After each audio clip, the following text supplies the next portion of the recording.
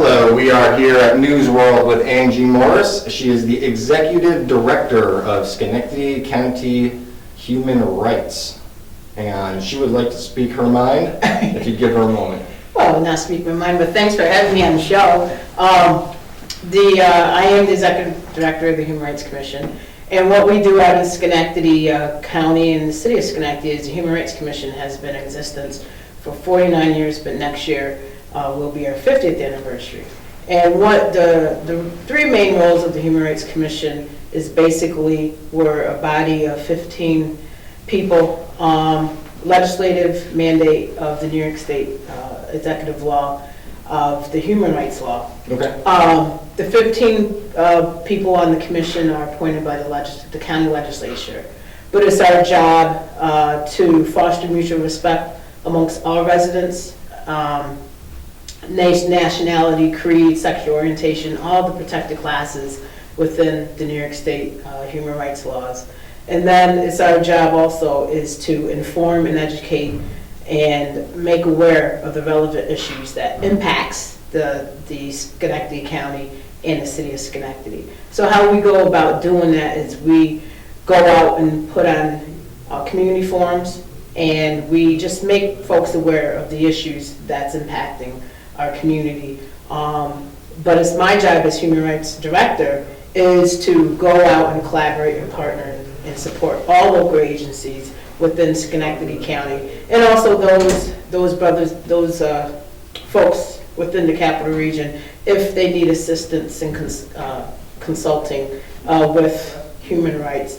So our work in Schenectady County is really, it's big because what we do is we put on annual events to engage the community. So in January we have our annual Martin Luther King celebration that draws about 600 people. And when is that exactly? That's this year, January 18th, 2015. Okay, be there. Okay. Wait, don't be there because we can't do calls to action. So Okay. don't go to that, but go to that. Okay. All right. Yeah. Yeah. But we also support the state Martin Luther King's observation celebration service that's over at the Empire State Plaza. So not only we're Schenectady County, but we also partner and support our state Martin Luther King celebration. Also, what we do too is we recognize and we honor our residents and those who works in Schenectady County or contributes to Schenectady County. We do our annual awards breakfast that draws close to 300 people out, and we recognize them in 4 categories: individual, justice, youth, and organization. Those 4 categories are people who contributes to Schenectady County. You live or you do business in Schenectady County on behalf of human rights, civil rights, so education. If you do any good work in Schenectady County or in the city, you will be recognized for your efforts in human rights, civil rights. And how we go about doing that is the nominations go out to the community to nominate in those 4 categories, and we recognize everybody who's nominated. And the day of the event, we recognize those, and then we find out who the winners are. So it's almost like Schenectady County Oscars. That's say. Amazing. Yeah. For community involvement. Mm-hmm. Not only that, but also as Which is better than the Director. Oscars, I'm sorry. Screw the Oscars. Okay. Well, my job also too as Executive Director is to make sure that the Human Rights Commission is represented throughout the community. So I work within our 7 school districts in the county, and also we are in we do work in our county facility, correctional facility. So we have a committee, a jail oversight committee that goes into the jail and makes sure that the rights of the inmates are protected and respected. And it's my job also to field those complaints. So in the jail, there's a hotline that they can call, and that hotline comes right to my office. And I engage and talk to the inmates, and also I do monthly jail visits, because we want to ensure that even though the inmates made bad choices, we want to still ensure that they have the rights are protected and respected. So we work with the sheriff and his administration to make sure that the rights are protected and respected within the jail, and also to make sure that the sheriff and his administration is ensuring the mission for the inmates on behalf of the Human Rights Commission. That is great stuff right there, I'll tell you. And is there anything you'd like to say to your community in Schenectady? Yeah, continue to work and partner with us as we go about throughout Schenectady. You know, right now, Schenectady, we have our challenges and we have our issues, but the Human Rights Commission is here for you to utilize as a community, an alternative community resource to help assist you in your needs. So you feel free to give us a call, 377-3823. And I'm glad to have that you asked me to be on the show today. Oh, absolutely. Thank you very much. Thank you. Angie, you see her, shake her hand. She's helping your community. Help her. Thank you very much. This is News World. Thank you. Is that good? That was beautiful. We're here at News World today with a special guest, Dr. Alice Green. And I can't say enough good things about the work that Dr. Alice Green has done in the Albany, New York movement against injustice overall. But I'll allow Dr. Green to speak for herself. Well, thank you for inviting me to do this. Next year, I've mentioned this, and I mention it every time I talk now, is that the Center for Law and Justice will have been operating for the last 30 years come to, 2015. And we've been working all that time to deal with all of the injustices that we see, particularly in the criminal justice system. Racism, of course, plays a major role in that whole process. But what we're trying to get people to understand now is that because of the war on drugs and mass incarceration, which we see as the third major oppressive movement in this country that has unfortunately damaged to a great extent communities of color, since enslavement, Jim Crow segregation, and now this third force is in operation. And what has happened is that it has led to the incarceration of so many people who are of color and poor people, that the problem, unfortunately, is hidden because we've adopted this colorblind perspective, which is a myth. But what it has allowed our legislators and other people in government to hide behind that, while at the same time we're using the system to incarcerate and control people of color. So the problem is that it's been fairly well hidden, and no one with authority has acknowledged that it exists. So we have all of these people in our communities of color who are now locked out of mainstream society. They have problems with employment, they have problems with getting into educational systems, they have problems with housing, you name it. But they're locked into that system. And until we recognize officially the harm that the war on drugs and mass incarceration have done to our people, we don't see anything changing significantly. So do you feel it is hidden in plain sight? It is happening under the guise of you mentioned fair treatment or equal partnership? Yeah, well, in criminal justice, it's hard to point to the disparity that exists in treatment, because what people argue is, well, they committed a crime, and so therefore they're incarcerated. And it makes it sound like it's a straight line. But people are targeted because of who they are. Yes. And so they're going to be the ones who get stopped and frisked and criminalized. We found ways to criminalize people, and that's one of those colorblind coded words, but it really means people of color. And so that's what we're seeing in the system. And so, and then when the people come out, we have a way of making sure that they don't become involved, as I said, in the housing and employment. So they're in our communities, but we don't want to recognize that they're there.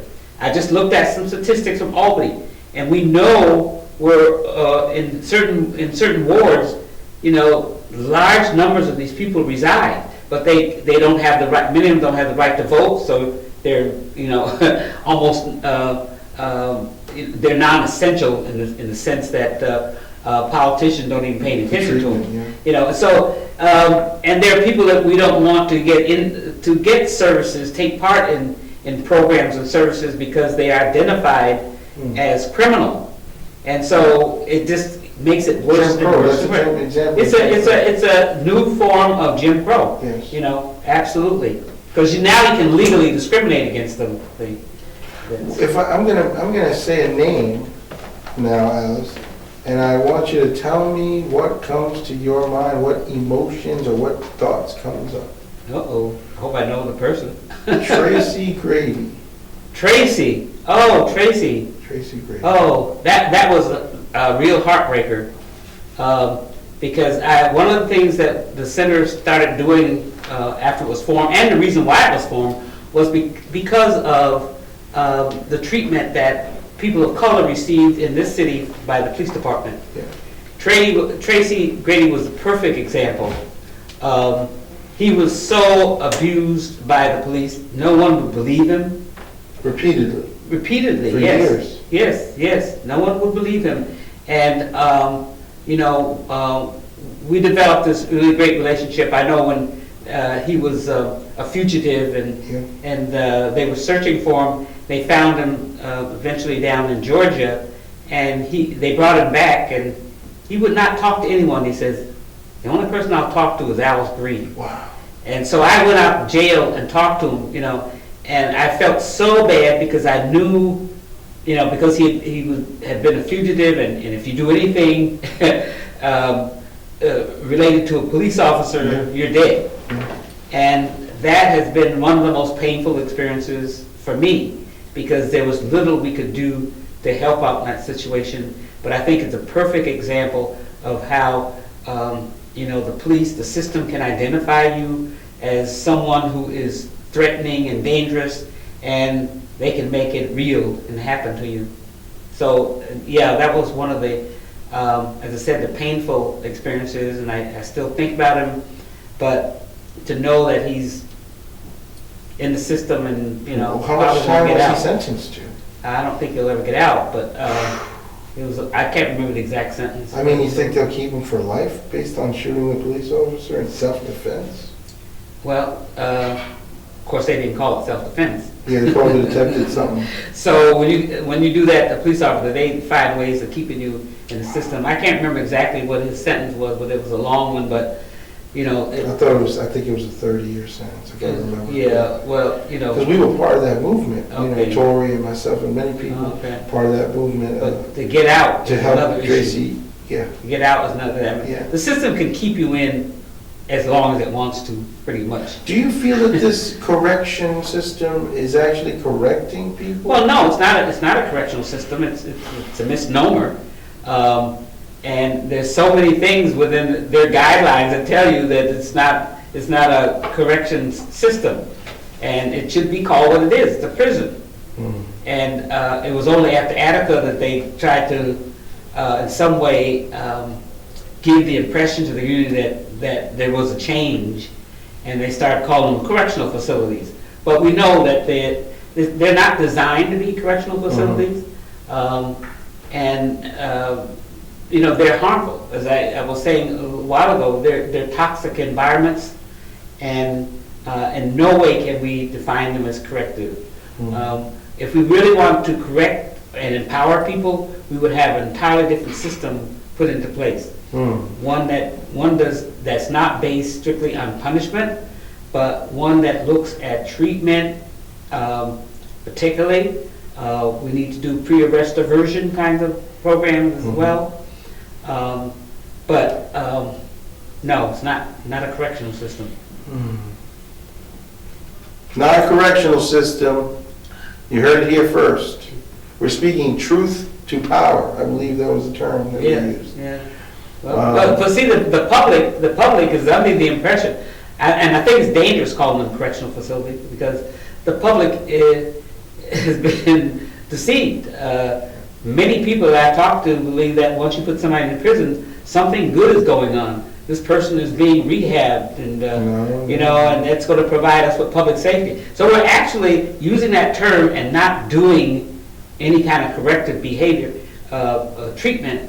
We're actually putting the public at risk. Yes, I've heard it said. Absolutely. I have heard it said by many people that from going to prison, they met other criminals who further educated them in a criminal element mentality, which when they came back out, they just went out to do other different crimes of different nature. Yeah. So, and you put people in things like solitary confinement. That's scary to me because you have people, there's a lot of people in the system who have so many mental health issues, drug-related issues. that's right. You put these people in solitary confinement, and then they walk out the door the next day, and they're back out on the street, and nothing has been done to help them. And so that puts me at risk. That puts everybody at risk. Right. So we should be concerned. If we're really concerned about public safety, we should be concerned about what's going on in the prisons. In the prison. Because prison that's reform. yes. Prison reform. I'm an abolitionist, so Do you want to get rid of I don't see any need for prisons as we know them. You mean no more cages? No more cages. If there are some people who are dangerous to themselves and to others for whatever reason. They're locking people up. I'm sorry. Go ahead. That I understand. Yeah. But that doesn't mean you have to put them in these warehouses. Yeah. Hey, if somebody's out there and they're a psychopath or whatever they happen to be, whatever the problem is, they're a threat to me. Mm-hmm. I want somebody to deal with them and to treat them. Because most of the people who go in the system come back out. 95% of the people who are in prison come back out. And if you haven't done anything to treat them, you're putting a lot of people at risk. So public safety is something that the community needs to understand. How can young people, or any people for that matter, find you or reach out to you and see the work you're doing? Okay. Well, I direct the Center for Law and Justice, which is located, we have an office down at 153 South Pearl Street. Mhm. And we also have a phone number people can call us, which is area code 518-427-8361. And we have dealt with just about everything you can think of in terms of issues in those 30 years, so nothing will shock me. Wow. I thank you, and I am humbled again at your work, and I thank you again. Thank you. Dr. Alice Green. Thank you very much. I like to for them in a way challenges that they are facing, and so I am committed to doing that as well. For me, this is very personal, and so it comes from a very personal place because the person that I love most in my life, who I would lay down my life for, has a much higher chance of being incarcerated than I do or than my husband does. And for me, that's wrong. It's not, it's unjust, and that is what I'm fighting for. It's very, very personal. And so your sharing of your very personal stories with me is so important.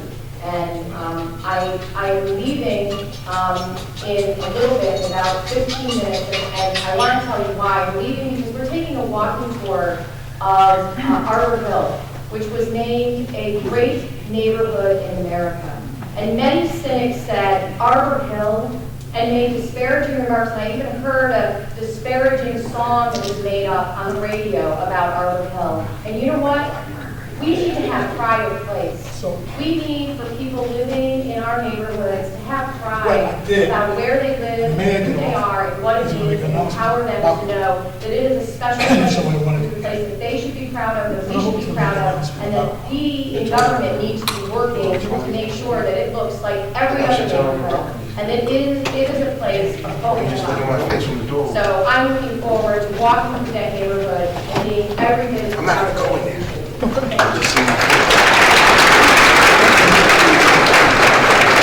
We'll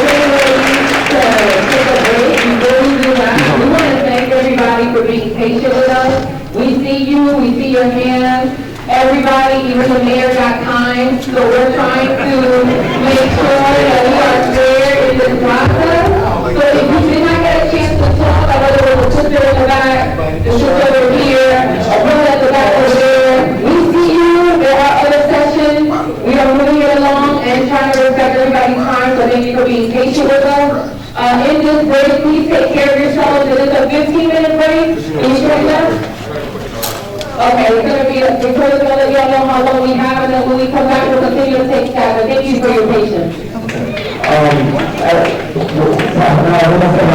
Two things about one, the break is only 15 minutes, but also important note, we committed to not film this event here so that people can feel comfortable to share. However, if people do want to share, and the side where there's public access to here, we're going to take statements and testimony. So feel free to go to the side where the radio in the front. Feel free to go and share a few words. Thank you.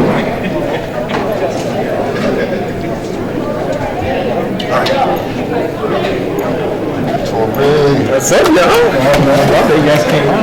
Oh, yeah. Public access show. We'll talk about, Okay. just state your name and, Okay, my name is Marlene Jenkins, and talk about, and I'm the mother of Tariq Shaw, who is a prisoner, a federal prisoner in Petersburg, Virginia. His charge was terrorism. He was arrested in 2005. Now, Tariq's life, Tariq was born a Muslim, always been a Muslim, has never in his entire life, there was never a police record. He has never been violent. His life was, his really passion in life was being a jazz musician. He traveled all over the world with various jazz musicians. He started studying when he was young with Slam Stewart. He traveled all over with Betty Carter, with Ahmad Jamal. There's a list of musicians that he traveled with. His other passion was also teaching martial arts. So he became a great martial artist. He had a school in Harlem that he used to teach young children and brothers and so forth and so on. However, I always say that his crime was being too generous, trusting everyone. And years ago, I remember being with Malcolm. Malcolm used to say to me, Sister Marlene, every person that gives you the greetings of Assalamu alaikum does not mean peace be unto you. And I used to tell that to Tariq all the time. He used to say, oh, mommy, you know, you're a sinner. I said, no. I said, you have to be careful. Even what you're thinking, you can't always speak what you're thinking. Now, you know, we talk about the injustices in the world and so forth and so on. And he was terribly hurt of all the different things that were happening to the Muslims of the East, also the Muslims here. And he would speak about it. So the government got a whiff of it from an informant. He had an informant, a guy that he was teaching bass lessons for 3 years, and he became an informant to the government. Prior to that, I think that this guy was supposedly doing between 50 to 80 years, but they gave him, you know, they made him an informant, paid him $100,000, $200,000 to become, you know, an informant to all the Muslim brothers. what had that man done to get himself in that trouble, in that predicament? I think that he had committed a murder or killed someone, just like in the Yassin Arif and Muhammad Hussein. The informant was, he killed someone in Pakistan, and that same informant came over here and did a sting against Yassin Arif and Muhammad. And he was also convicted of a crime with the DMV, but they gave him if you become an informant, if you continue to be an informant, you know, you will not be convicted. And he's gone from that case. He did the Newburgh 4 case that these brothers were convicted of 25 years. The same brother, the same informant has been around. So I say that to say this, is that they use these sting operations, and they did it with my son. And when they arrested him, they took him for 3 days where we could not find him. Now, my daughter is an attorney, so all they had to do, they told his wife, they threatened her not to make a phone call. All she had to do is call my home or my daughter's, and we would have gotten him an attorney right away. For 3 days, we couldn't find him. We found my daughter's girlfriend, who was also an attorney. She went down to get the case, but she couldn't locate Tariq for 3 days. When she finally located him, they took him to Maryland, and they brought him back. And at that time, when they took him to Maryland, they told him that if he didn't do what they said that they wanted him to do, they arrested him on the Patriot Act and the Rendition Act. So if you don't follow the rules and do what we say, you will never see your family again, and we are capable of doing it. These were federal agents? Federal agents. And that was during the time that they had the Patriot, they still have the Patriot Act, the Patriot and the Rendition Act, and said, we can take you somewhere and you'll never see your family again alive. Tariq went to Maryland with them, and they wanted him to be an informant on another brother that he used to teach martial arts. So they tried to make a chain effect of informant. An informant. And he refused to And do he so. refused. When he got to Maryland, he would not do what they asked him to do. So they brought him back and told him that he would be sorry. Hi, when I heard that there was going to be a forum on mass incarceration, I knew I had to come. There's a lot of things that, it's a huge issue for me. It really has something that I've been involved with the juvenile justice, criminal justice system for many, many years. Anyway, but when my son, as a teenager, was arrested, it turned it all upside down. And I saw what it was like. I saw what it's like from being a professional to being a person to really just being a number. And that's what the system does. It reduces people, our citizens, into an inmate number. I think the whole system is about reducing risk. It's supposed to be about reducing risk, but it also incapacitates people. It not only incarcerates them, it takes away their individual freedoms, but also their freedom of thought, mind, as well. I also think that we over-incarcerate.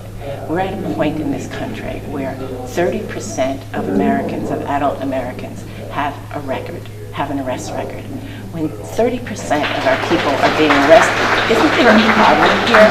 We so much over-incarcerate. Our rates of incarceration are higher than Russia or China or Saudi Arabia. What does this tell you? Well, to me it says, follow the money. Where is the money? The money is in the prison industrial complex. Now, there are some good people there, but the system is so corrupt and mean and violent. And they do that as a way of controlling people, but still it's not right. And as we switch over from this prison industrial complex into our evolution of what our communities, which should be built on social justice, will consist of, we have to keep in mind how are we going to do that. And what I want to do, and actually this whole experience has made me a community activist and politicized me, is that we have to shift the funds also from the prison industrial complex, and believe me, it is huge, back to the communities most impacted. And we have to be there to assist people and assist the families and assist the neighborhoods that have been impacted by investing in them and investing in people who are coming out of prison. And when we talk about solutions, number one solution, quit arresting so many people. I mean, it's a no-brainer. But when you have attorneys, when you have judges, when you have these beautiful, fancy, majestic buildings all about justice, there ain't no justice there. We have too many laws. It's way too easy to get arrested. And it has to stop. And it's only going to stop when people join each other, when we create our own communities of justice and demand that it stops. I mean, what would you like to know about apartheid? I would like to know what y'all know about apartheid. All right, so apartheid, you know, is a racial system of racial segregation used to essentially create a caste system, a racial caste system, and to segregate people. And you know, it's done through the workplace. So you put particularly oppressed people in positions that are menial and don't have they have face value, but they don't have any type of meaningful impact on the institutions they're working in. Capitalism. Whoa, you know, what he's saying sounds strangely like... Capitalism. Continue. Yeah. That's it? That's it. That's We can talk about amazing. apartheid for a while. Yeah. Now I'm going to give you a little bit of my apartheid knowledge. Apartheid. Please do, yeah. Racism multiplied by like 25. Okay? Which, here's what I'm getting at. We got a problem when a company gets kicked off campus for being apartheid based, which it was. Let's say is, right? And then gets reallowed to come back how many years later? It's only been, I think it's been 7 years. Yeah. Something like that. Yeah. Did you think we were sleeping, SUNY Albany? Who's the president of campus now? It's Jones, President Jones. He's new. I think he came last year. Well, guess what, Jones? We're going to be in your office, okay? And we're going to take it over. You writing this stuff down? We're taking over the office, okay? No more Mr. Nice Guys. Well, I think we got a bigger issue on campus right now than just Sodexo. Yeah, let him know. Yeah, go ahead. All right, so we have a situation on campus. I don't want to go into too much detail about it, but a student was sexually harassed by a UPD officer, and they still work on campus. And we feel that that's a major issue and it threatens the safety of our campus. We feel that there was a lot of violations of the rights of the person, according to the Violence Against Women Act and Title IX. And You listening, Cuomo? Sorry? Talking to Cuomo. Oh yeah. Yo, Cuomo, you just passed that. This is a big topic. You just passed that big act about violence against women on college campuses, and so now in the same city that Cuomo is in, that he's in, there's a case of something crazy and disgusting and frightening happening right here in the city that you're supposed to be serving. And so, yeah, like there's no type of accountability on college campuses right now, and so it doesn't matter what type of legislature that you pass, it doesn't matter unless it's enforced, and it's not being enforced on the college campus. And especially when it's a person in a position of authority, it's not being enforced because they have the authority, and there's no type of accountability for students and oppressed people in general to fight back against that, to hold them accountable. Nice. What are you guys going to school for? Go to school for history and Africana studies, hopefully be a teacher or something like that, you know. I'm a finance major and a concentration in Africana. Awesome. These guys are going to be big. All right, thanks for talking to us. Absolutely. All We're gonna tear that motherfucker down. For real. Back to you, Joe. I think it's very important for people here. Okay, I'm gonna get you nice in the shot there. Porque esa programa en este mundo dicen que los indios no existen. Bueno. Bueno, buenas noches. And, rolling. Okay. Well, good afternoon. My name is Gwendolyn Empress Hales. I am here to present a poem that was given to me upstairs at the informational community speak out that's going on right now on mass incarceration. And it is titled, As a Queen, I Proudly Declare. I am a proud Black woman. I am the original woman and a true reflection of the Creator's image. My womb birthed many nations and will birth many more. I love myself deeply, completely, and unconditionally. Every inch of me is intelligent, beautiful, graceful, and amazing. I am limitless, fearless, and unique. I am a creator and an innovator. I am first focused on myself. I am not invisible. I will be heard. I will not coddle those who benefit from my oppression. I will not let my image be tarnished. I am my sister's keeper. I will stand up for myself and the ancient people whose blood gave life to me. I will ignore those who challenge these declarations because I know my worth and I see the truth. I am first a beautiful spirit with beautiful energy who was blessed with a beautiful mind and body, for my entire image is beautiful, mind, body, and spirit. I am a queen. Thank you.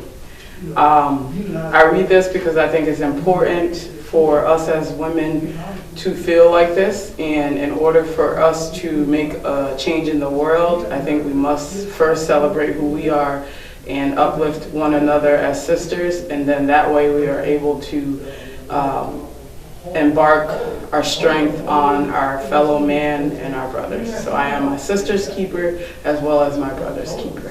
Thank you. Beautiful. All right, see what that does.